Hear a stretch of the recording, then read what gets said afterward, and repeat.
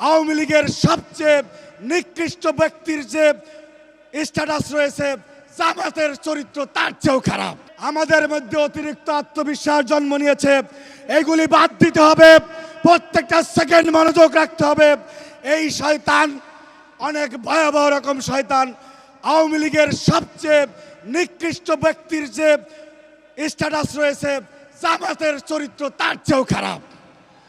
সুতরাং এই বিষয়ে কোনো ধরনের আপনারা যদি সহনশীল আচরণ, এই বিষয়ে কোনো ধরনের মনোযোগ নষ্ট করা যাবে না। প্রত্যেকটা মুহূর্তে মসজিদকে এরা নির্বাচনের হাতিয়ার বানাচ্ছে।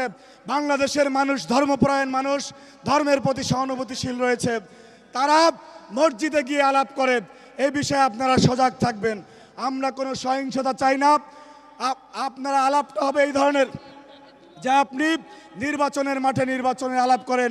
মসজিদ মুসলমানের, মসজিদ সকল দলের, সুতরাং এইখানে এই ধরনের কোনো আলাপ চলবে না।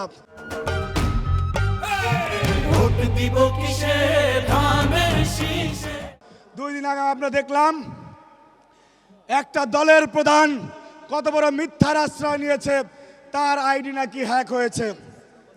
বাস্তবিক অর্থে যারা বিশেষজ্ঞ তারা দেখেছে যে এই প্রক্রিয়ায় আইডি হ্যাক হওয়ার কোনো সুযোগ নাই।